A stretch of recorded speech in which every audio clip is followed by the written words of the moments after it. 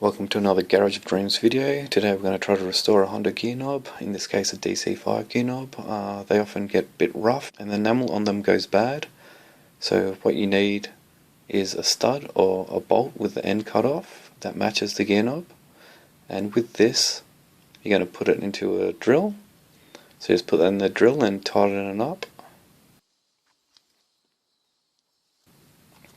And after you've tightened that up, put the lock nut for the gear knob itself on, and then put the knob on and lock it down tight.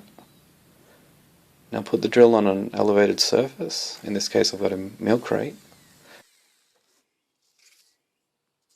Make sure you've got some earmuffs and a dust mask on, and get some rough sandpaper. In my case it was some 180 grit. And basically while the drill's on, start sanding away and try to remove all the marks and the enamel. As you can see, it gets quite dusty, so you should be wearing a dust mask.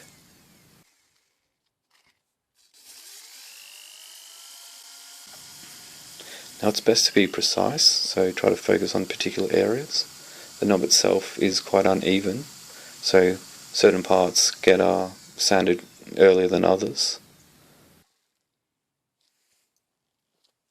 So try to be quite precise. I ended up using a rag behind the sandpaper because it got quite hot with all the friction, and yeah, just basically go at it.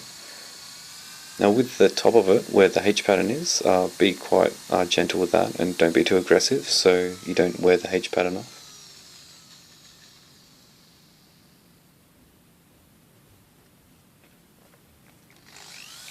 So I went from like a 180 to a 400, now 1500 grit sandpaper. Doesn't really matter what you use, but yeah, just keep going with it until it's smooth.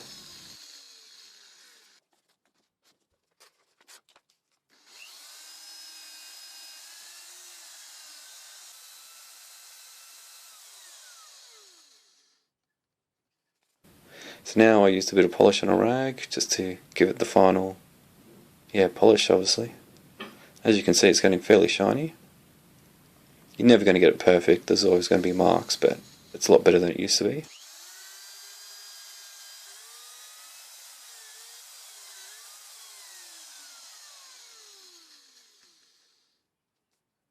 Then take it off the drill.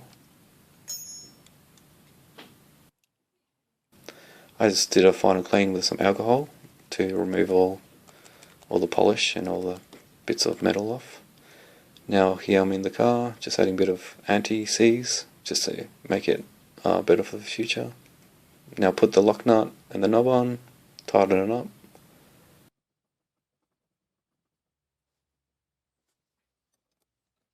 And yeah, there you go. Somewhat restored DC5 knob.